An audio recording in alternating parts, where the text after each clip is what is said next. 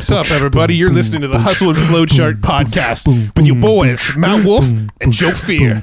Check it. Good morning, Joe. Good afternoon, Matt. Are we in different parts of the world? No, but this episode comes out at 7 a.m. Well, it's definitely, I'm not awake yet. You're not awake yet? I should be rising right around now. Well, thanks for doing this intro from your bed. Yeah. While sleeping. And thank you to the team for posting this podcast right at 7 a.m. Thank you. Appreciate y'all. Yes, there's somebody sitting there at a computer at 6:59 a.m. looking at their watch, waiting to press the button right at 7 a.m. Go! Yeah, that's how it works. What are you doing at 7 a.m., Matt? I don't know. Be honest. It depends. Is it a weekend or a weekday? Weekday. On a weekday, I'm probably up, starting to like not functioning fully. Oh, yes, that's true. Yeah, not functioning fully, but I'm probably awake. Wandering. I mean, my kids get to school at 8, and sometimes I take them to school. Usually, Alana takes them to school, but sometimes I have to take them to school. Back when they went to two separate schools, I was going to say prior to this. Yeah, back when they were at two different. Now they're at the same school, so Alana takes them both to school. But back when they're at two separate schools, we had to split duty. So I actually sleep in a little bit more these days than I used to. Oh, see, the truth is coming out. I love it. Yeah. That's the truth. It's the truth. But at 7 o'clock, I'm typically awake. I may not totally be out of bed yet, though. Same. I'm the same. I'm pretty much the same schedule. Probably going to change with the baby, though, in the house. Definitely going to change with the baby in the house, I'll tell you. But there's definitely like this period of, I don't know. I actually get up and read book. I don't get up. I wake up and I'll read a book for like 30 minutes before getting out of bed now. So like the first 30 minutes of my morning is actually reading these days, which is a fairly new thing, but it's like, kind of lights up my brain a little bit before I get going. You know what I've been doing? Is the book Cybernetics, which you Psycho-Cybernetics. Psycho. Yes. Jesus, I was Maxwell Maltz. Yeah, that could be a spin-off. Cybernetics. It rolls off the tongue, not really. No, Psycho-Cybernetics. I've been doing the whole visualization. I forget what you call it, the mental theater. Or, theater of your mind. I think it was one of those two. And I've been doing that in the morning, which is pretty cool. But unfortunately, sometimes I fall back asleep. Because it's like, focus on your. But no, that's actually what, instead of reading, I've noticed like a little meditation mental theater. Yeah. Theater is a good. Theater is how they pronounce it in most of the world. Yeah, we're just all backwards in the U.S. here. I don't even know if that's true because it's an English word and most of the world isn't English. The Queen's English. There you go. It's the Queen's way. Theater. The Queen goes to the theater. The theater, the mental theater. So I think we're going to talk to somebody today. Eventually. I don't know. So have you ever, do you remember the tool Animoto? I actually surprisingly do. Yes. Yes. How'd you know? Today we're talking to one of the co-founders of Animoto. I love it. And I love the tool too. And I used it a lot. Like, I think I said like 5 or 6 years ago. I think it was actually further than that or longer ago. Yeah, no, I think it was roughly like 2009, 2010, somewhere around there is when we were playing around with it. But you know what? After this episode, I think we're going to be playing around with it a hell of a lot more. I think so, for sure. So today's episode is with one of the co-founders of Animoto. His name's Jason Hsiao. He's the co-founder and chief video officer. The chief video officer. CVO. And in this episode, we talk quite a bit about how Animoto came to be. He actually did filmmaking for like MTV and Comedy Central and stuff like that, and transitioned into making online video easier. So we talk about that transition, the development of Animoto, how the idea came to be, the types of features he wanted to put in it, and then we really dive into how to use some of these videos to grow your business. We talk about LinkedIn, we talk about Instagram, we talk about Facebook, we talk about all the different ways that you can leverage these videos. And if you're not familiar with Animoto, basically it's like a drag and drop video tool where you can like take images and little video clips and then, pick a theme and pick some music, and it just compiles it all into a video for you. Like, easy. Like, it's just drag and drop easy, and you have a video that it spits out. Yeah. And, we've used it in the past. We're going to start using it again. And we're going to dive into all the various ways that somebody can use this tool and the various ways that you can leverage it to grow your own online interweb business. Yes, that was a very long form of interweb business. Yeah. We're obviously super fans of content repurposing, and that's exactly how we would use it. So expect some sections of this podcast to become videos.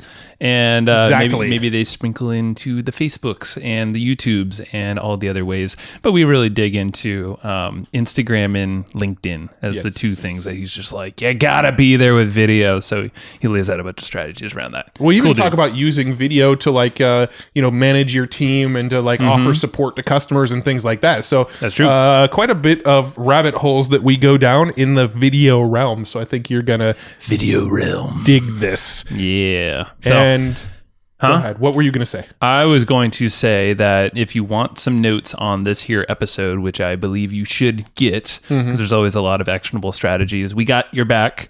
And if you go to hustleandflowchart.com/comp, COMP,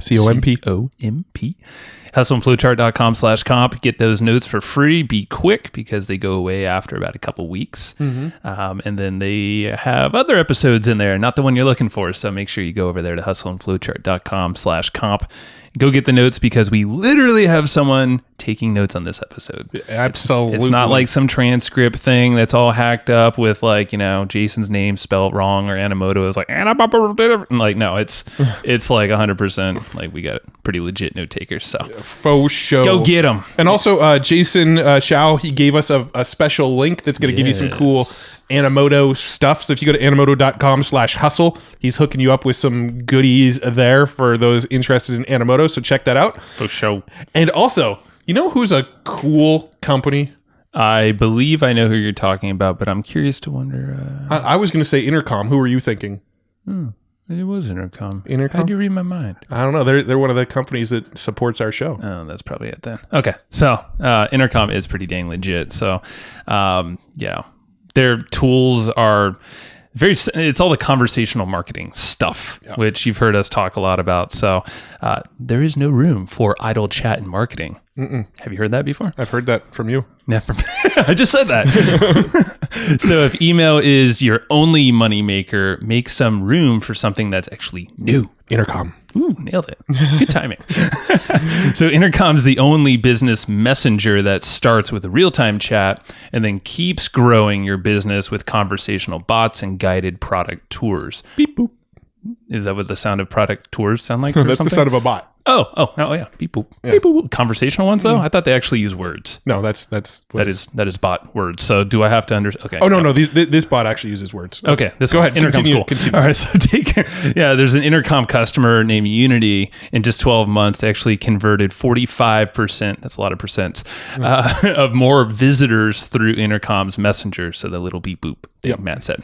So make some room for a new revenue channel. If you go to intercom.com/marketing, that's intercom.com/marketing. You'll love it, and they'll hook you up with some sweet software, and you'll see a whole bunch of ways to use Intercom in your business. You know who should use Intercom? Who? People that want to make more money. Yeah, and we've proven that it actually works. Yeah. This whole conversational marketing thing. Yeah, people like conversations and do talk to other people. We're all kind of starving for conversations and connection. I agree. Go check out intercom.com/marketing.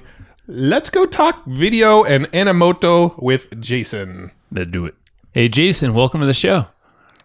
Thanks for having me, and congrats on the success for everything. It's been really fun to watch you guys. Thanks, man. Yeah, the podcast is an interesting beast. It's like this whole space seems interesting right now, which I'm sure you've been watching with Animoto as well. Yeah, I feel like you guys kind of like caught the wave just right. So it's definitely been fun to watch. Or lots of other people are just kind of like floundering all around, but you guys have done it right. So congrats. Yeah. We're also trying to create the wave a little bit. I feel like a lot of times I'm trying to force podcasts on people and create a wave that other people aren't on board with yet all the time. But well, that's part of evangelizing something that you love. Well, it seems like I remember. So like we were chatting right before. I used Animoto, your company, years and years and years ago. It was probably like 6 or so years ago. I was doing a lot of video animation back then, and I think you were the very first or one of the first companies I saw that were doing it right with that space. So I felt like, when you're catching the wave, it's almost like you caught the wave at a really good time back then as well. Yeah, certainly. But then the crazy thing is, literally everything just changes year after year. So just kind of keeping up, because the waves come in waves. Yeah. Oh yeah. As you guys know, the challenges never stop. Yeah. No, I think Animoto was probably the first sort of automated video making tool that I ever remember seeing when I was kind of getting into video stuff online. Can we go back to how Animoto got started? Like maybe what were you doing before Animoto, and where did the idea come from, and what's sort of the evolution so far? Yeah, no, certainly. Well, let's see. I mean, we've been at this for about 10 years. Prior to Animoto, I was actually a TV producer here in New York. I was producing stuff for like Comedy Central and MTV. And so my whole career, I've kind of always been doing video related stuff.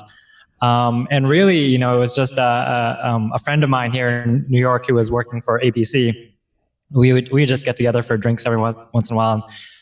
We're just always kind of brainstorming stuff. But we always just kind of had this idea that, we're working in this industry where everything takes, hundreds of thousands of dollars and huge teams of people to put out like every minute, every second of TV. And we're like, it just seems inevitable that all this is going to change soon, because kind of everything happening around us was like the internet and mobile. And, it just seemed inevitable. Things like, what if one day mobile was, had internet or had, a camera? And, sure enough, a few years later, all that stuff kind of came to be. But we kind of just knew that things had to change, and we had no idea what we were diving into, but it seemed like something that we wanted to get into. And we really kind of started off the whole company just as total kind of technology and product nerds. We were just like, let's lock ourselves in a room and just do cool shit and see what happens. And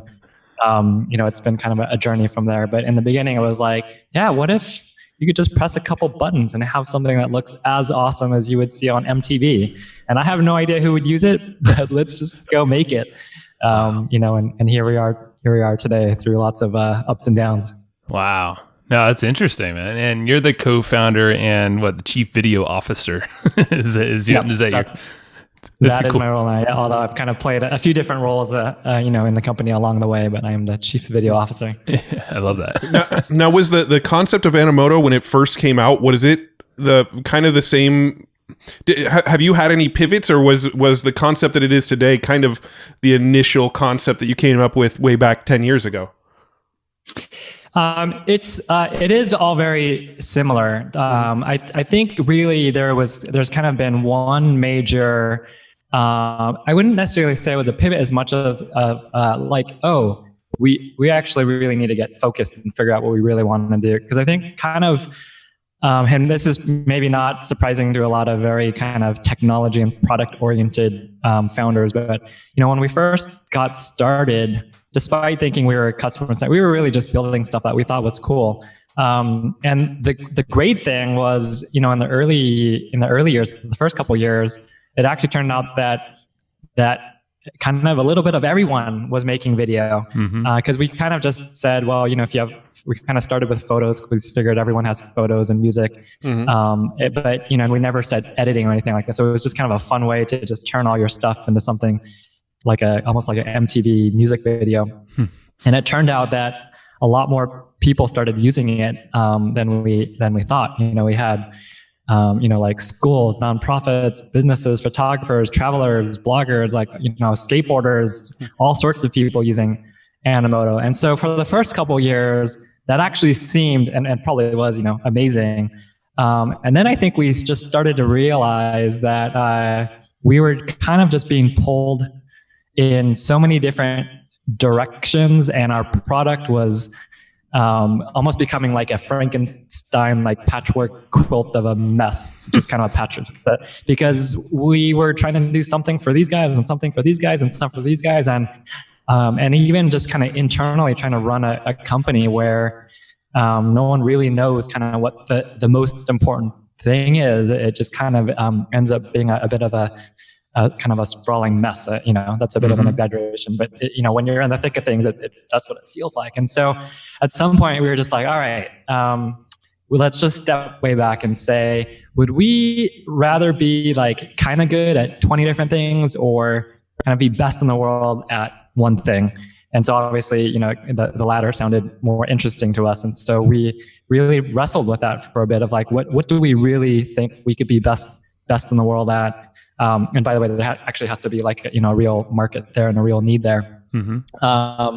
And so we started really getting focused on small businesses needing video. That's where it seemed like the next big wave was going to happen. Something that we were passionate about because we're kind of a small business ourselves. And so just to kind of make other people's, businesses, help their businesses grow and come alive was just super interesting. And it seemed like an actual market where people would, you know, we could actually build a real business around. And so that's what we got, you know, really focused on. And in fact, we started to try to evolve our existing product, and it was just so hard because we had built the original product on a completely different premise. It was a lot based on like music analysis and perfectly visualizing what was going on in the video, depending on exactly what was happening in the music. So you could put like a hip hop piece and a classical piece, and you get two totally different videos. I mean, it was really cool stuff. Just something that no one actually really cared about paying for, but we thought it was cool. And we had patents and everything, so we thought we were so cool, but turned out there was no real business around some of that stuff we made. But then we literally started from scratch, and that was really hard to say. We have to build. We said something like this. We said, if we woke up one day and someone else had built some product that we would just basically like cry, what would that product be? And how about instead of waiting around for that to happen, let's just try to build it. And we thought it was going to take a year. It took us like 2.5 years. So it was definitely kind of a big, you know, investment. But we took a lot of inspiration from stuff happening around us. Like we saw Squarespace and Wix and all these other kind of like drag and drop builder type products. And we're like, yeah, that seems like that's kind of what we've been trying to do. And so if it's happening with websites, if it's happening with email, you know, what can we learn from those industries? And you know, we've always just believed that video is going to be one of the next big waves of what, businesses really need to kind of, to add to part of their kind of marketing arsenal. And so, you know, that whole kind of awakening, I guess, or kind of step into maturity or puberty, I guess. I think we're still immature in a lot of ways. That was like 4 or 5 years ago. And so now it's great. Now looking back, we're like, okay, all that hard work and hard decision making was really worth it, because now we feel like we're kind of in our zone, and it's a fun place to be. Yeah, I love that perspective of, you know, if somebody was to make a software that would just really make us cry if they made it. Yeah, like one day someone else had made it, you're like, well, we're out of business. Yeah. What would that be? It could have been me. Yeah. Let's beat our non-existent yet competition to the punch. Yeah. It's almost kind of like, what would it take to disrupt yourselves, right? So it was almost like that kind of mentality. That's a cool question, actually, to pose to yourself. What would it take to disrupt yourself? I like that. Yeah. And a lot of not enough big companies are asking that question these days. Either. Right. Yeah. Well, Jason, I'm curious what you guys did in that 2.5 years of development when you started from scratch. Was like, were you still focused on sales as a company with that previous version, or like what was happening during that 2 years of development? Was it just purely focused on development, or were you like, how did you sustain the company during that time? Like, did cash flow stop because of it, you know?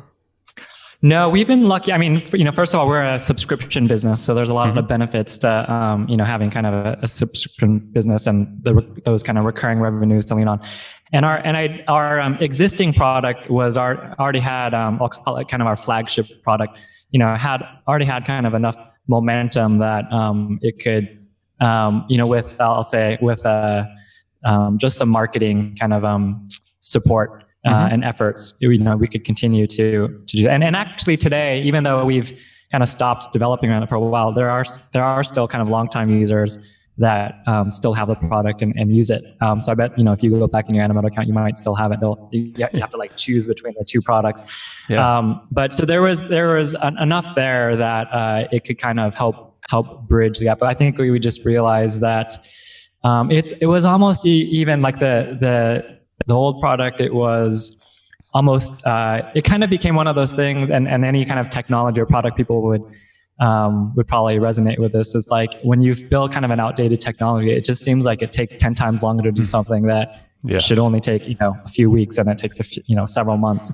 And so we knew that it would feel like a step backwards, but ultimately would be 3 steps forward. So it was that kind of that year of trying to get refocused and having to build up a new product from scratch were certainly tough years, but it was also kind of exciting to kind of say like, hey, we're not just kind of building something now that's just kind of a whim, just like, oh, this would be cool, or this would be cool. Like now we actually kind of have focus, and we know what we're trying to be best in the world at. And so I think just that level of focus really was motivating, because everyone was pointed in the same direction. And I think when everyone knows they're working on the most important thing, there's just something kind of exciting about that. So I actually look back on that chapter.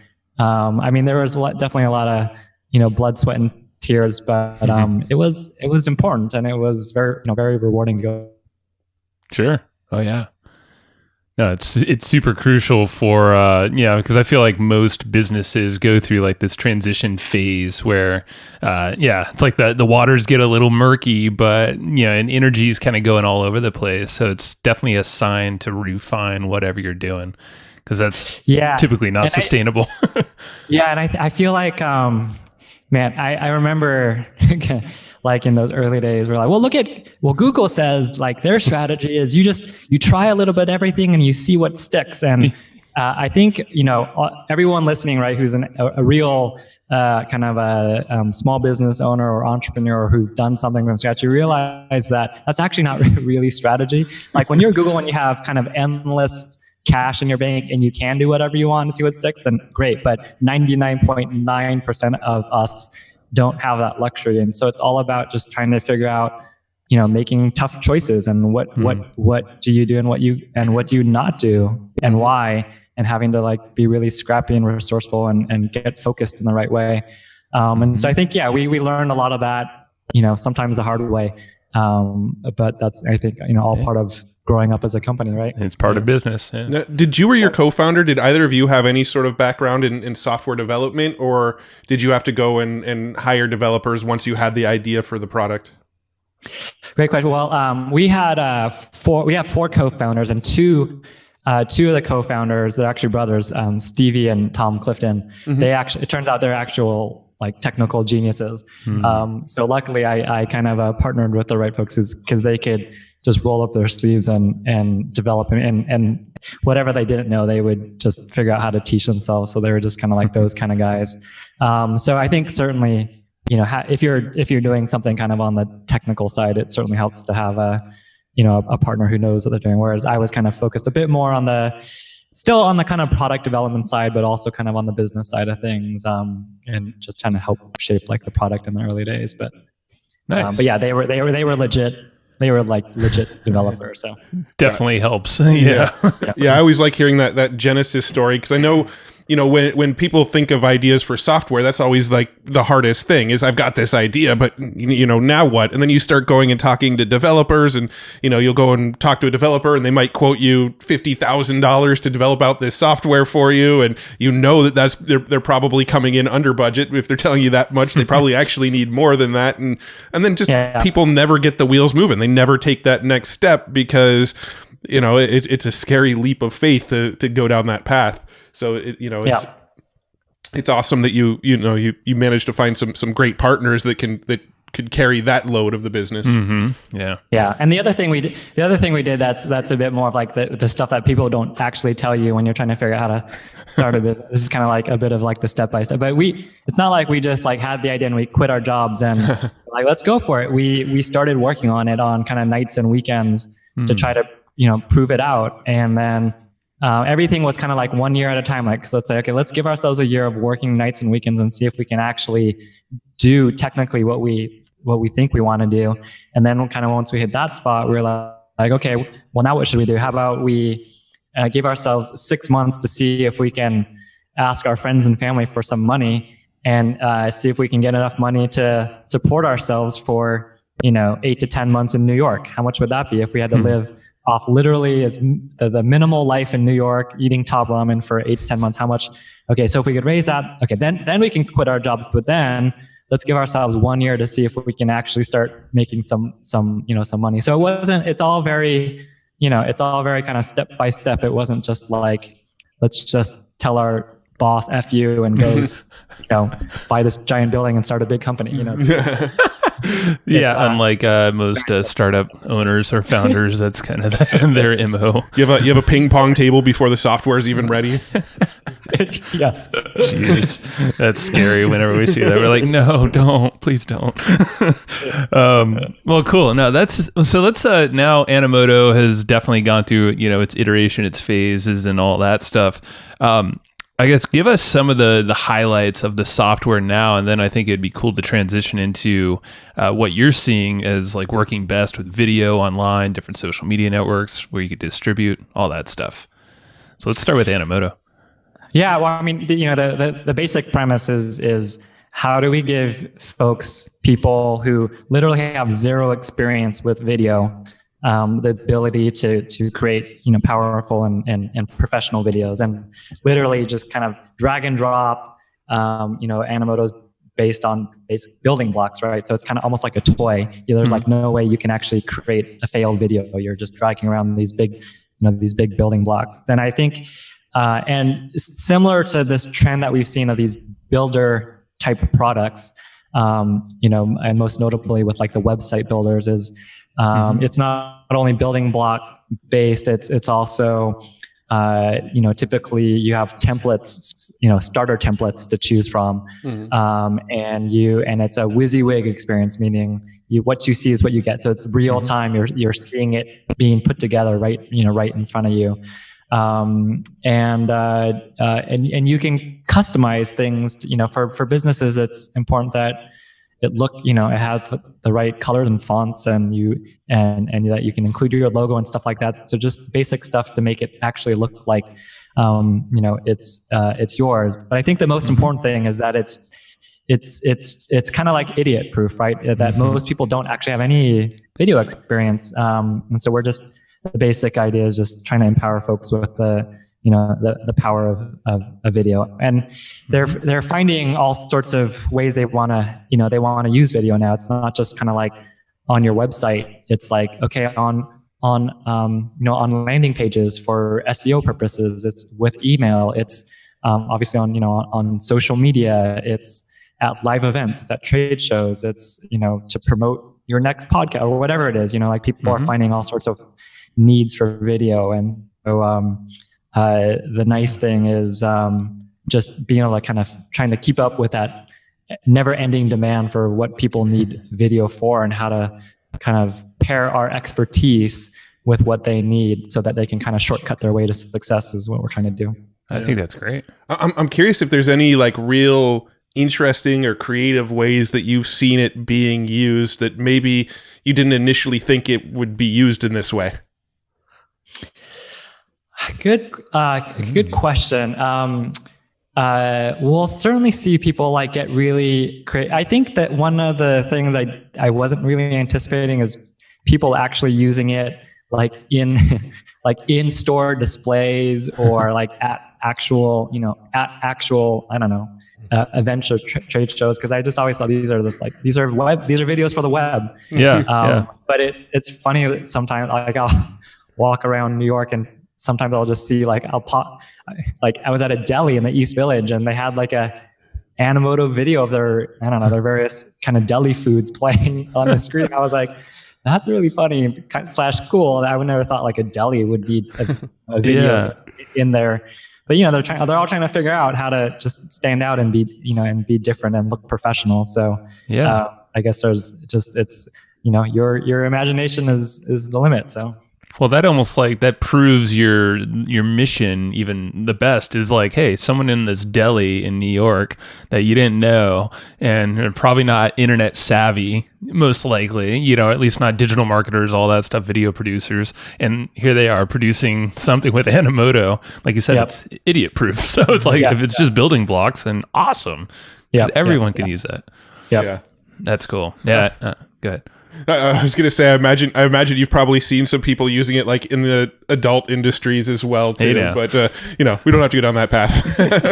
You know, it's a little bit of everything, but I mean, I think that's kind of what's cool. Even though that we think we've gotten really focused on small businesses, if you think of the gamut of small businesses out there, it's like it is kind of a little bit of everything. Like I'm even thinking of some of the business owners I've talked to recently. It's like a metal welder, a DJ, you know, a events promoter for who's like a part-time DJ, someone who does like a baby gender prediction, and you know, it's like all sorts of stuff. And for me, it's really interesting to see like what these businesses are trying to do, and how do we kind of like create something that can help all of them, you know, in a common way. So, well, how are you seeing? I love like the widespread of types of businesses, and I'm sure you have silos of your go-to, you know, best avatar companies. I'm curious of any, you know, like on the marketing side. So after they produce the video, have you seen anything really stand out as like, oh man, like that crushed it in terms of marketing that video? Maybe it went viral, quote unquote, or really brought in some good results for that client of yours? Yeah, no, it's interesting. I think one of the things I feel like has been a big aha for us in the last couple of years is it's almost kind of like the anti kind of viral messages that a lot of folks out there are saying. So I'll kind of give you an example of when you go to these marketing conferences, or when you listen to some of these business podcasts, people will be like, all right, everyone, look at this video that we did. This video got 16.9 trillion views. Actually, now it's 17.8 trillion. So all you have to do is do something just like this. Make sure it's hilarious, or make sure you just capture Beyonce at that exact moment and turn that into a meme, right? Or make sure you think like Steven Spielberg and tug at the heartstrings, right? And you're all excited, and you listen to the stuff and you start writing it down, and then you go back, you know, to your office and you kind of like start looking around, and you're like, you know, unsurprisingly, nothing actually looks hilarious, and look at your boss, and he doesn't look anything like Beyonce, and you're just like, and what? And by the way, you know, we're selling insurance, so how are we supposed to be funny? So it's like a lot of the stuff that people are saying about what makes for a successful video just doesn't actually relate to, you know, to 99% of us, right? Like, of course, if you have access to, you know, Beyonce or anyone like, I know, like DJ Khaled, where every word out of his mouth, even if it's kind of like sitting in a hot tub, is like internet gold, then great. You should be, or you have access to some super amazing ad agency that has a track record of hilarious, you know, stuff, then great. But most of us, which is like probably everyone listening, we don't live in that world. And so it's trying to like figure out how do we talk to real businesses and real marketers and real business owners in a language they understand. And it's not actually about, you know, being the most funny. It's you know, I think I'd much rather have, you know, I think a lot of folks would say they'd much rather have a video that just resonates with several thousand people that actually matter to them most, than to kind of, you know, have something that's hilarious but has nothing to do with their business, and, you know, doesn't actually do anything for them. So I think it's just trying to teach people about, you know, or just kind of have that discussion with folks about what matters, what does your audience care about. And I think and I think too, it's there's kind of with the explosion of content and social media, there's also been kind of a, you know, I guess an explosion of distrust and mistrust, you know, because there's just all sorts of crap out there. There's more noise. So, yeah, a lot more noise. And so it's like, how do we, you know, for a lot of these businesses, like they're trying to figure out how to connect with their audience in a genuine way. So talking about, like there's a lot of people where like authenticity is a buzzword, but but what does that actually mean? Like, what am I supposed to do to actually convey myself in a more authentic way? So I kind of feel like that our job, my job, especially as someone who's just trying to like talk with these businesses, like it's kind of like video marketing for the rest of us, not for Beyonce's social media manager, right? Yeah, it's a good angle. And you brought up a good point, and this is, we see this in podcasting, is you don't need the millions of listeners to have a loyal following that takes action, that spreads your message around, that buys your stuff. Like if that's the point of the podcast, it's like you could just have a crew of like, maybe it's just 300, 500 people that are just consistently listening, they're subscribed. It's just like with video, YouTube channel, you don't need the millions of subscribers, just like the 1,000 folks. You can create a great business with that alone. Yeah. And I think one of the biggest changes that's happening to just marketing, right, in the last few years, especially kind of with social media, is the reason why I think that some of this stuff about, number of eyeballs or, big number of viewers is because that's kind of like the world that we came from, where, okay, there's a handful of Super Bowl commercials or there's one billboard. So you have to really figure out what's the thing I can do to appeal to the, to the biggest number of people, in the hopes that, 0.1% of those people might do something or come to my website or whatever. And because that's just how kind of marketing and advertising, worked for dozens of years before social media. But the amazing thing that's happening now is it's kind of twofold. One is, we no longer have to, as businesses, we no longer have to actually kind of sit around and wait for people to come discover us and get to our site, right?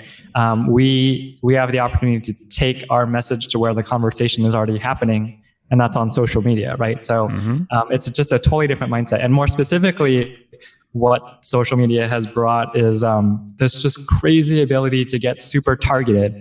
So for example, like you could post a video, on Facebook, and you could say, I want this video seen by everyone within 10 miles of 15 Grand Street, San Diego, between the age of 22 and 35, who's female and who has an interest in running, nature, and kids, or I don't know, whatever. But you can get that specific, and you can say, between the hours of X and X or whatever. And it's so because we have that level of precision with targeting, we can just be a lot more precise and kind of efficient and economical with our efforts, instead of kind of the old world of marketing, which kind of caused like spray and pray. It's just like do something big and hope something happens. But now we can say, hey, I actually happen to know that, because I have a shop on Grand Street in San Diego, that I should probably target the people that live in that area, instead of wasting a bunch of time and efforts on something where someone's laughing hilariously in Australia. Like, well, great, but that doesn't do anything for my business. So yeah, no, you brought up a cool strategy that we know works extremely well with like Facebook ads is very targeted ads around a geographical location. Like there's a buddy of ours that does a lot of Facebook ads called named Kurt Molly, and that's his strategy. He'll go to events, specifically ones he's speaking at, and will run these ads in a geographical location. Maybe it's just like that address for the period of the conference, and he gets so much. It's like way better than sponsoring or having a booth where you're paying, maybe $10,000.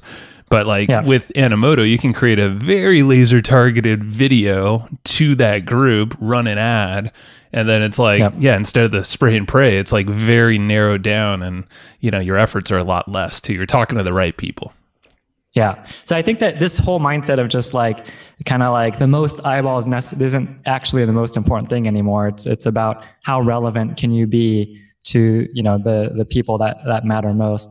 And it's pretty, when you just kind of think about what's happening, it's pretty amazing to think how game changing social media has been in general. Like the fact that, some small beauty company in the Midwest. I mean, there's one, Click and Curl. I think it's like they're a 10-person company in Wisconsin or something like that. They can have a video seen in the same, thumb scroll as, Dior, some international powerhouse with $100 million marketing budget. Like that's just crazy. That type of opportunity never existed before social media. So everything is kind of changing. And I think just kind of coming full circle, the idea of like the Super Bowl commercial and how many eyeballs can you reach? That works for some companies, but for most companies, we're kind of at a smaller stage, and we're trying to figure out how to make the most of our very limited dollars, right?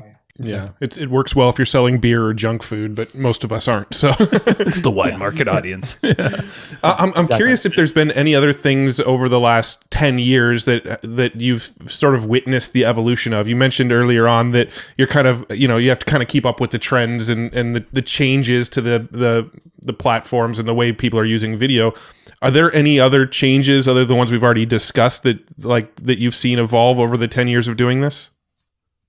Well, yeah, probably the most obvious kind of thing, the kind of attention grabbing thing that's happening now is everything on Instagram, right? So that's probably where almost all my questions, I get asked about Instagram the most right now, and it's the fastest growing social network, and so that kind of makes sense. Facebook is still the biggest, and YouTube, although a lot of people don't necessarily call YouTube a social media platform, they're kind of more of like a search engine for videos. But Instagram is just kind of going crazy, and not only that, just Instagram is just doing a lot of things different with stories and vertical videos, and so it's a little bit of the Wild West. But I think there's a bunch of really interesting things about Instagram.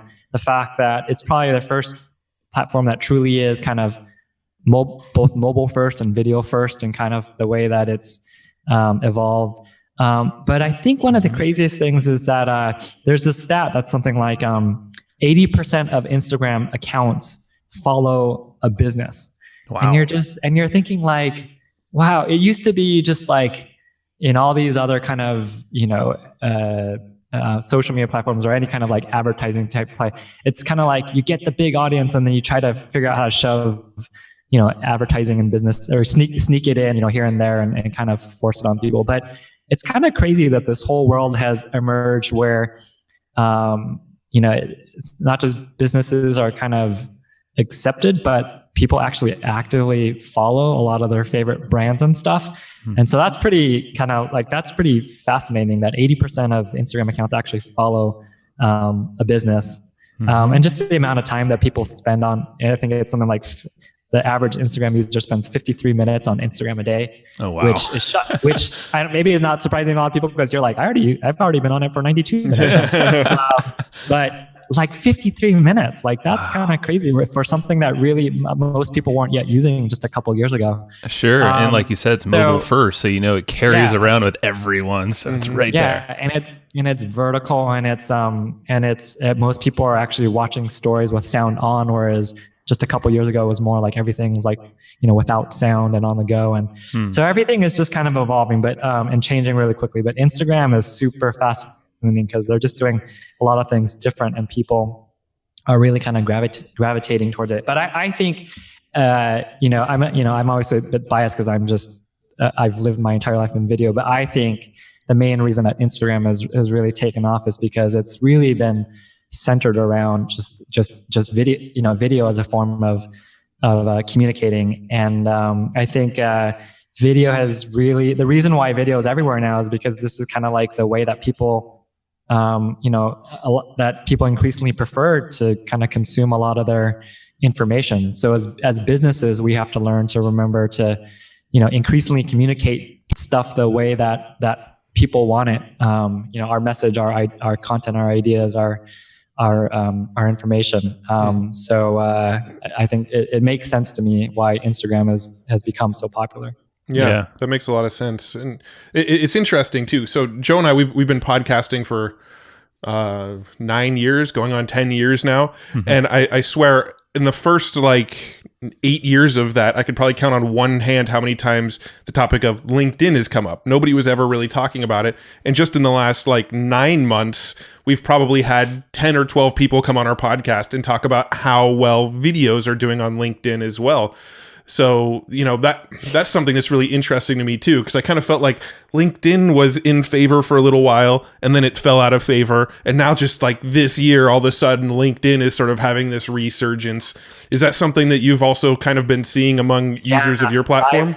Yeah, I've heard that a lot, and we've been we run like tests all the time and been experimenting a lot. And essentially, LinkedIn has, I mean, because they've seen everything, the success of Facebook and their emphasis on video and the success of Instagram and YouTube, and it's, I think they've smartly so have really invested a lot in supporting video in the way that businesses need. And we know, because we talk to those guys a lot. We're actually partners, marketing partners with them, and so we know that especially in the last year or so, they've been investing really heavily in supporting video and the type of tools that businesses need to to use their video successfully. And now that they've made that investment, they're also starting to really favor video content. And so that's why in the last few months, especially, you're seeing a lot of companies have a lot of success with that. And it's still kind of early days for them too. There's a lot that they're trying to do. But I think it really comes back to that, which is video is how folks, video is kind of what stands out. And video is how people want information. So if we need to be able to make sure we arm businesses with the tools to communicate that way. LinkedIn is interesting too. It's especially, I think, a lot of folks are like, yeah, but Facebook, Instagram, that's kind of more for B2C, right? Well, what if I'm a B2B company? So certainly anyone who's any type of B2B company or involved in sales in any kind of way, like LinkedIn is. I used to say Facebook, just start with Facebook no matter what. But I'd say probably starting this year, it's like if you're B2B, make sure we start with LinkedIn. And Facebook it still has a lot of sophisticated tools to get to the right people, but LinkedIn has really come a long way. That's and it's because we've heard it so often on our podcast. Like I posted a video on LinkedIn just the other day for the first time in like a long time. And I immediately noticed there are different people. There are friends of mine, and of course, a lot of people I don't know that are on there, but I don't normally see them pop up on Facebook, even though I'm their friends there. And then Instagram has its own like groupings of people. So there's all these like audience pools. And if you're not distributing your content on these channels, of course, you could pick one to like favor the most. I'm just noticing like we like have been neglecting the LinkedIn audience that's been following us. I'm like, oh my God, there's a bunch of people here that are ready, and video, you get reactions and distribution, kind of like we've heard it related to as Facebook like 3 years ago with video, where you get a lot of that organic reach right now. Yeah. And the other thing I think that I like reminding folks too is videos, especially when you think about what Facebook and Instagram and LinkedIn are promoting, video has actually a pretty kind of wide definition. So, like for example, if you're running a podcast, you're like, well, but I don't have video. I might not have video content, but you have all sorts of great content because you've interviewed so many amazing people with so many just like gems of statements that, all of those are kind of these quotable things that a video can be an image with some text, animated text over it. And it can be 10 seconds long. And that's enough to really capture people's attention. And when you think about people flying through a Facebook feed or a LinkedIn feed, if there is text animating on some quote that, your last guest said, that's just amazing. With a picture or maybe even without a picture, there are videos with just text, right? So I think some people are like, yeah, I don't have a video crew or a camera or whatever. Well, you can take the stuff that you already have, some of the great photos or images on your website or on your Facebook page or, as in some of your marketing material, or, if you just have some great quotes or testimonials, you can use that too. So video is not just, video content. Yeah, no, I think that's super important. I'm curious about LinkedIn because you said you guys work closely with them on that. Are there specific ways to best optimize your videos on LinkedIn when you post? Are there certain, I guess, principles that you would recommend folks to use when posting on LinkedIn to get the best results? Yeah. So, I think here's one kind of broad kind of statement across all the platforms, and then I'll kind of answer specifically with LinkedIn. One thing I see folks doing sometimes who are new to videos, I'll take the same video and kind of they will plaster it all over all of social media. And while you can do that, I think what's important to remember is that folks actually use these platforms differently, right? So if we think about like Facebook or Instagram, Facebook people are they're going there to for updates. They want to know what's new. Mm-hmm. On Instagram, people are looking for inspiration or something that's what's interesting. A lot of times people are like killing time on Instagram. That's why like visual content works so great on Instagram. They're looking for something inspiring. On Twitter, it's much more like what's current, like what's literally happening right now. Mm-hmm. So you might be like, I'm about to go, speak on stage at this, hope to see you. And YouTube is, like we said, is almost kind of like become like almost like a search repository for video. And people are going there to be educated. They're looking for something to learn. Mm-hmm. And so you think about how people are using all of these, and it's important to kind of cater your kind of content to how people are using these different platforms, and not just kind of plastering the same video across everything. So on LinkedIn specifically, people really are, the main thing people are on LinkedIn to do is actually network. And that kind of happens in two forms. One is for folks that already know you and are familiar with you, is making sure that we're kind of keeping them kind of abreast of what's happening in our world or with our business. And then there's the networking of just people who don't know you or don't know anything about you. And so in general, I think that falls into kind of two types of content, or two types. There's what's the type of content you can put out there that it doesn't actually matter if they know anything about you. It will be interesting and valuable to them, right? And then when people get to know you or take interest in you, what's the type of content that will make them even more interested in you? And if you think about that, like, how do I use video to create interest? How do I use video to convert interest?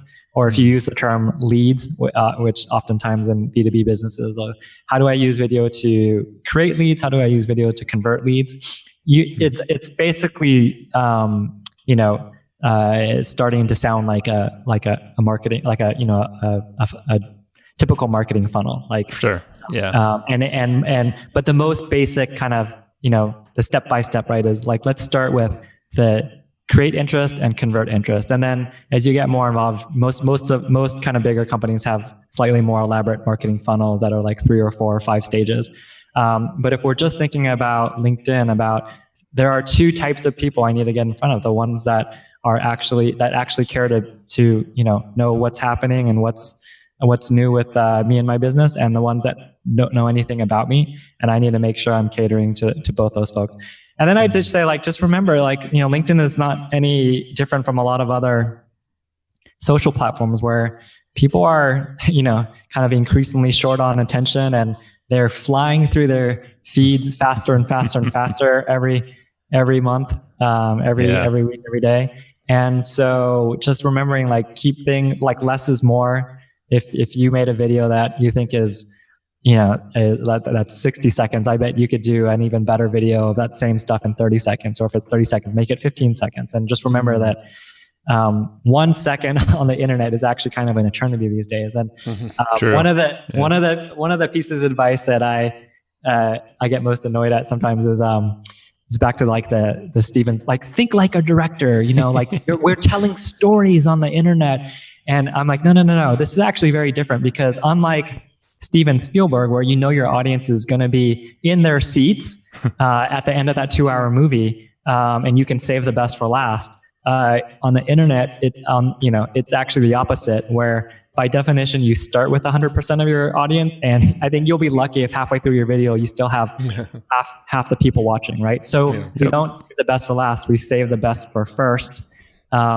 And we go from there. So it's there's just kind of basic things like that we have to remember, that video on LinkedIn, video on social media is not the same as sitting down and as watching a Steven Spielberg movie. So you're not producing a 2-hour masterpiece. You're producing a quick message to keep communicating with your audience. Right. Yeah. So I'm curious this might be one workflow, this might be two different workflows, but let's say somebody just released, a new piece of content, like a blog post or a podcast episode or something like that. Or somebody just, they have a new offer that they just put out there, like maybe a sales letter or something that they just put online. What sort of workflow do you recommend they follow once this piece is online to get a video created and dispersed?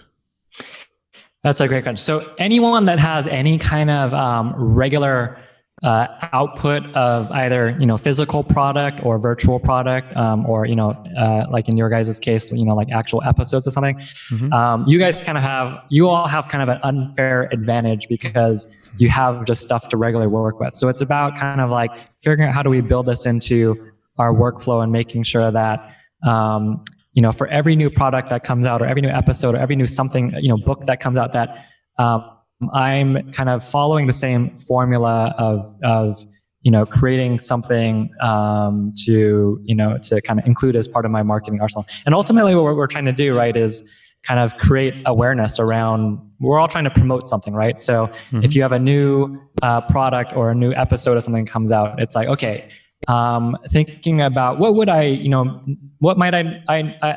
piece of advice I love to give folks is start with what kind of works, like what have you been doing?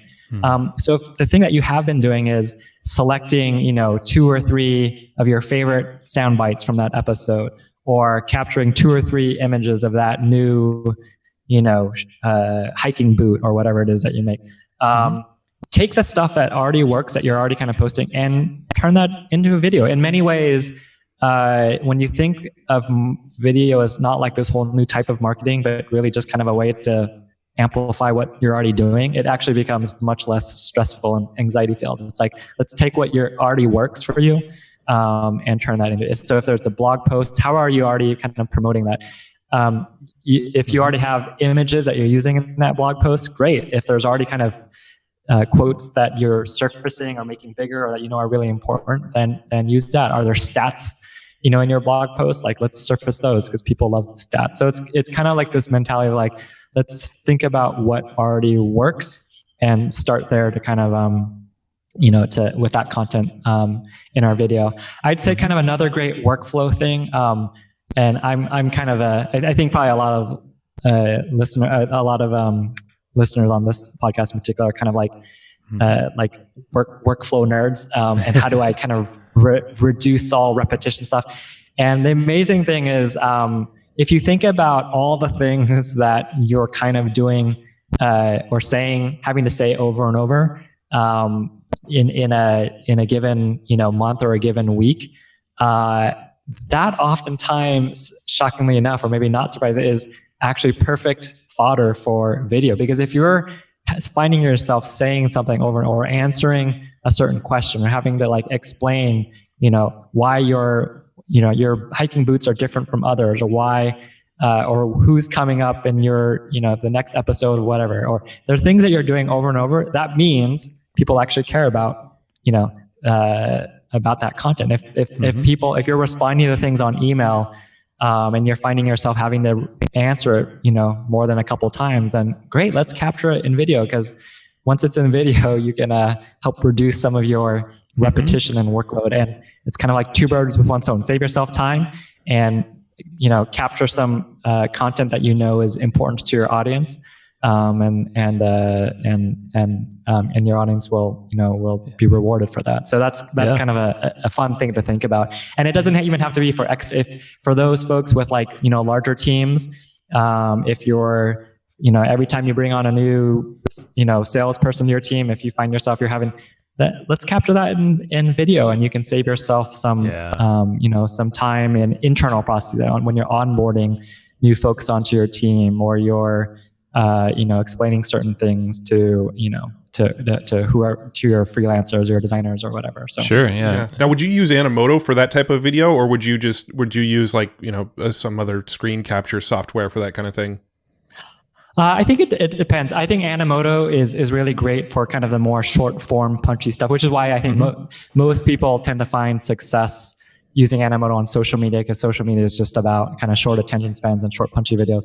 So for some of that kind of like longer form stuff that might take 10, 20, 30 minutes, you don't need Animoto, quite frankly. Animoto's like kind of taking content you have and punching it up and making it exciting and short in kind of a short form social media type format. So, well, that's why I love what you're saying is you're not starting with a blank slate. So with Animoto, it's perfect to go look at some of your content that's resonated best, maybe emails that have been opened the most or clicked on, there's a lot of ways to judge, and then create some Animoto videos. And then maybe there's FAQ style videos, like you said. So, we all have support questions that come to us in some form, and smart business owners, and we'll have processes to log what are the constant questions. Well, it's like, boom, there's your content. What are the top 5 things that people are asking, and try to capture that in video. There's a company, our friends over at, there's a company called Buffer. They do like social media management tools and stuff. But they also are known for just incredible, super rich blog content. They do all sorts of research and studies on all things having to do with marketing and social media. And they were trying to figure out how to get in the video. And so literally, all they did is they sorted, all their blog posts, and they started with the top, like 4 most popular blog posts, and they started creating videos out of those. And some of them were just kind of either short recaps of what was in the blog post. Some of them were like just teasers. And like, if you want to learn more, click here. And they didn't have to shoot anything, because they could just use some of the same either stock images or graphs or charts that they already had, in the blog post. And, within a few hours, they had 4 super popular videos that they knew would resonate with their, audience. And that was just a great way to start. So again, it's just that message of like, what already works for you. That's a great place to kind of, to start if you have no idea where to start. For sure. Yeah. And that's exactly what we always recommend too. And we do ourselves with the podcast. And we're like, yep. You create the content, you work so hard to create it once. Why have to redo it all over again? It's like just leverage the good stuff out there. Yeah. I mean, we'll literally just take our blog posts, our written blog posts, and just literally make a video of the identical content that's on the blog post and use it on YouTube. And usually if it does well as a blog post, it does well on YouTube as well. Oh, yeah.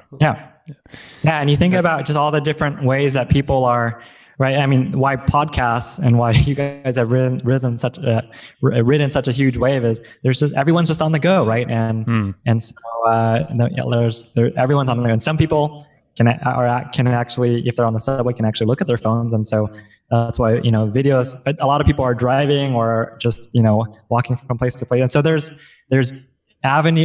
so many more avenues for content consumption than there ever have been. And so I just love that idea. Is just take what works and let's figure out how to get it in front of people and meet them where they're at. That's it, man. Yeah. It's not rocket science. Just don't reinvent the wheel. Yeah.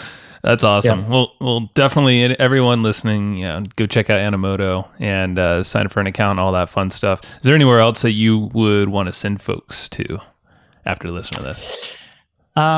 We covered a bunch of it. I feel like I could post some. I'll set up a landing page that's like animoto.com/ would be easiest from hustle. Yeah, that hustle works. Yeah, we'll do animoto.com/ hustle, and I'll put some kind of relevant kind of articles and stuff related to things we've talked about. Nice. And then also I'll put all my contact information there too if anyone wants to. I love chatting with businesses about what they're doing and where their challenges are and stuff. So I'll put that all on animoto.com/hustle. Perfect. Thank you, Jason. That's rad. Awesome. And we always like to ask too, this is just like one of those, because we're always trying to stock up our reading list too, but do you have a book or some kind of maybe resource online that you just reference often, or you find sharing to business associates or clients of yours that just resonate big time for you? Could be life or business, doesn't really matter. Yeah. Well, let's see. Two that come to mind that I feel like I talk a bunch about. One is called Radical Candor. I can't remember who it's by, but it actually has really helped us a lot here in our business. And it's, as it sounds, it's just all about how do you create a culture of being just very transparent and honest with your feedback and not being shy and not letting things become personal and just being able to be really productive with your feedback. Nice. It's just very practical and it's great. But one that I feel like has really shaped our company a lot from the beginning is there's a book Delivering Happiness by Tony Hsieh, who's the CEO of Zappos. And there's just one part there. The whole thing is great, but there's one part in particular I think that I always remember, which he before Zappos, he was like the founder of some company called Linked Exchange or something like that. Yeah. And he ended up selling it to Microsoft for like $285 million something. And you're like, well, that's the American dream, right? That's awesome. But he actually talked about how much he hated that company, like to the point where his alarm clock was going off in the morning and he would just snooze like 8, 9, 10 times because he just didn't want to get up and go into work. And a lot of it, there's a bunch of stuff, but it just kind of, a lot of it was just about that he hated the people there. They were just like bad people. It was very political. And I was always like, well, dude, you're the founder, just change it. It's your company. But you kind of realize that at some point, a company's take on the life, the culture at a company takes on a life of its own. Yeah. And so not to kind of like take that for granted in the early days. And, life's too, when you're spending most of your time, at work, life's too short to kind of like be at a place that you hate. So I just always remember that, and that kind of impacted me a lot in terms of like how we've built Animoto and to be a place that people actually want to be at. So that's smart. Yeah. And Matt and I had the honor to go there, and we took a tour of Zappos before. Oh, you did? I did that once too. It's awesome. I love that. It's super cool. And you could see, like you said, the culture is insane there. Like there's like jungles and stuff made inside the offices. I mean, we went there years ago, so it could have changed now. But it's just like, oh yeah, you can tell everybody loves working there. Yeah, it's just like a whole different environment, like world you walk into. You're like, whoa, okay, this is happening. yeah. It's super unique, and it's not to say that everyone can do that, but I think just that spirit of like, I know we're all trying to like get to a certain place, but there's something to be said about trying to enjoy it along the way, right? So. Oh yeah, definitely. No, I love it, man. Well, sweet, Jason. I appreciate you, and go check out animoto.com/hustle. There'll be some cool resources there for you. I think that's a wrap, man. Thank you very much. Thanks, guys. Appreciate it. All right, man. Have a good one. Hey, thanks for listening to that episode. Hopefully you enjoyed it. You dang right you did. Of course you enjoyed it. What's not to enjoy? We weren't going to publish it unless you and we're going to enjoy this. If we don't enjoy it, we don't publish it. Therefore, we only publish the stuff we know you're going to enjoy. We listen and read the notes as well. So very, very true. 2 days. Well, you know what I want to do? I want to actually start reading some reviews of some of the people that listen to our podcast because we're getting some really cool reviews. And also I want to kind of incentivize people to leave more reviews because then we're going to read them for you. Hey, man, this is our shout out section. Yeah. That's kind of what this is going to become for sure. The outro shout out section. So yeah, let's do some reviews. And prior to that, let's talk about some of the guys that have supported us. Yeah. And there's a couple shout outs from our friends and some other folks that reached out to us. These two actually are our friends. They're pretty close friends of ours, and they support our show. So, if you want to get more of an exclusive shout out, reach out to us. We have a couple spots available occasionally, so it depends. But the first, our buddy of ours, actually Steve Olsher, he's in one of our masterminds. He runs a podcast called Beyond 8 Figures. And they're chatting with just amazing entrepreneurs who have either exited or they currently run a business that is above 10 million. And they basically grill. So they have 3 hosts over there. It's Steve Olsher, Mary Goulet, and Richie Ote. They're all buddies of ours as well, all in San Diego. And they basically grill them until they figure out their methodologies, the tactics and action steps that actually got them to accomplish that, which are what few companies would ever get to that point. For sure. It's a great podcast. They cover a lot of ground. And, the whole thing is trying to uncover what goes into creating an 8-figure business so that other businesses could sort of reverse engineer the success. So amazing podcast. That's Steve Olsher's Beyond 8 Figures podcast. Definitely go check it out on Apple Podcasts and everywhere where you listen to your favorite shows. You're going to like it. It's very similar to this one with different approaches. So I think if you're a fan of this, you're going to love his show, Beyond 8 Figures. And then our other support supporter for this episode is our good buddy Casey Zeman's Easy Webinar. Bam! And both these guys have actually been on our show too, Steve and Casey. Yeah. So if you like them, you can even check out an episode too. Yeah. So check out easywebinar.com/hustle because Casey put together a 20% off deal for listeners of Hustle and Flowchart. So easywebinar.com/hustle. Now, Easy Webinar is kind of a webinar tool, but it has live webinars. It's got automated webinars. It's got kind of hybrid webinars.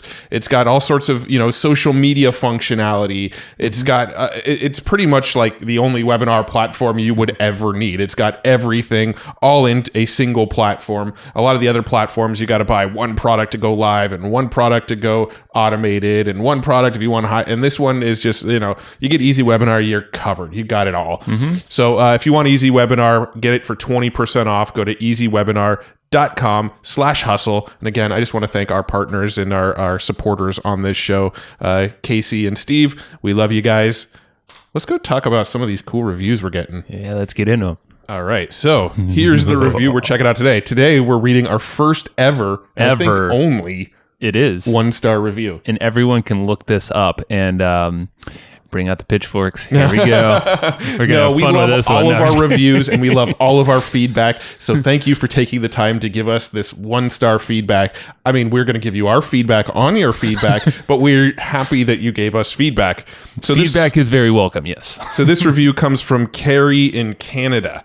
And she says, "Hey guys, this was the first episode that I listened to of yours. I was really excited to listen to Jason Kassenbach of ASM, Amazing Selling Machines. I have to say that your intro was so long and annoying that I almost stopped it. Wow, mindless droning on about a lot of nothing. Won't tune in again." So thank you, Carrie. We appreciate the feedback and the input and your insights into our podcast. And now we're going to drone on a little longer right now and ramble and be a little happier that you might not be listening because we appreciate the feedback. Yeah. Yeah. No, I mean, so our podcast is a filter, right? And so Joe and I, in the first, 5 to 10 minutes of every episode, we like to give you a little insights into our life, into our sense of humor. What you're hearing in the first 10 minutes of every episode is me and Joe just having fun talking about what we do normally. Like if you were to sit around and have beers with us, the conversations would sound very similar to the first 10 minutes of these episodes. That is exactly what I was just thinking is we have been stopped countlessly at events and halls at wherever, like masterminds and stuff. And people say, like first time they ever met us, but they listen to the podcast. You are exactly the people who I listen to in my car and all when I wash my dishes and all that. Like you're not a different person when you're in person. Like and we think that's amazing. So it's like, the filter aspect, like, well, if you don't like us, well, that's okay. There's a million other podcasts out there. Yeah, we filtered out one person that is not a good fit for this podcast. And also I think it's a little short-sighted to go, well, I don't like the first, 8 minutes of your podcast. Therefore, I am going to throw out the baby with the bathwater and not get all of the valuable info that we're providing. I mean, like we're bringing on like millionaires and 7-figure earners and mindset ninjas and just like gurus in all aspects of business and life. And because you don't like the fact that we add a little bit of our personality into the first 10 minutes of an episode, you're going to throw the baby out with the bathwater. So, best of luck to you, Carrie. We do appreciate the fact that you took the time to leave the review. Hopefully she got the notes because that was in the intro. So maybe she got the value she was looking for from Jason Katzenbeck. So, if she went and freaking subscribed for free, then hey, maybe she got the value and then all is well. Yep. And we appreciate all reviews. Yeah. Bring them on. Between 1 star and 5, they're all good. We use it all as feedback, but we appreciate the higher star reviews even more. And the negative reviews, you can damn well guarantee we're going to pick them apart sometimes. But make fun of them, but in a good way. Oh, we have fun. We love everybody who's taken the time to listen. We're always grateful 100%, even the negatives, because that's helping us spread the word more. Yeah. So that's okay to the right people. But yes, thank you to everybody who's left reviews, especially the ones who enjoy our show. And, even the ones who don't. But, thank you everybody who's left reviews. Keep them coming. We're going to keep reading them and having fun with them at the end of these shows. So thanks very much. Love y'all. Thanks everybody for listening to this episode of the Hustle and Flowchart podcast. Before taking the time to listen, we want to give you something a little bit special. every single episode that we do, we actually have somebody on our team take notes. We basically have a Cliff's Notes version of every episode where you can go and find all of the tips and tactics that they laid out, all of the resources that they laid out, all the good stuff from this episode. We actually have a nice simple notes version that you can find on our website. So go to evergreenprofits.com, find this episode that you just listened to, and give us your email address and we'll send you the notes. Thanks for listening.